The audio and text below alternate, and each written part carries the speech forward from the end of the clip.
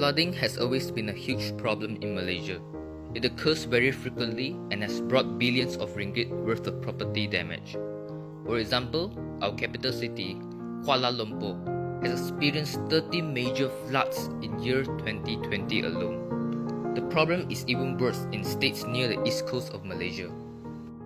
When minor floods occurs, property owners often use sandbags to prevent floodwater from entering their house, shop or factory. This method is proven effective. But sandbags are very heavy. It takes up a lot of time and effort to set up a sandbag barrier. They are also very difficult to store since they take up a lot of space. So we propose an alternative for the sandbags, water-absorbing flood bags.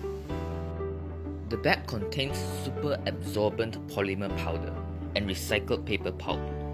When dry, it is lightweight and flat, making it easy to handle and space efficient. When it's exposed to water, it will absorb the water and grow. So it can work just as well as sandbags. So how does it work?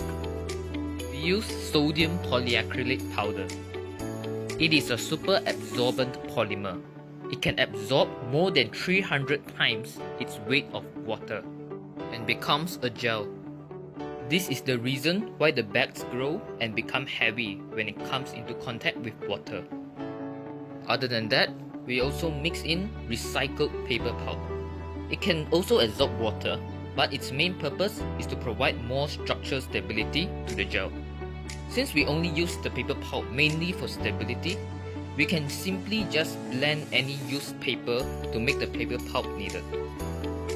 Finally, the bag is made out of durable fabric that allows water to seep through for the polymer to absorb, while preventing the polymer gel from leaking out of the bag.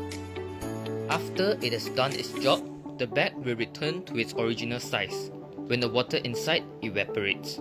Then it can be reused. As you can see, it has many advantages compared to traditional sandbags. One of its biggest advantage is its ease of use. They are very light and flat when they are dry, making them easy to carry around and stack. Anyone can make a water barrier with it in no time. Meanwhile, sandbags are very heavy.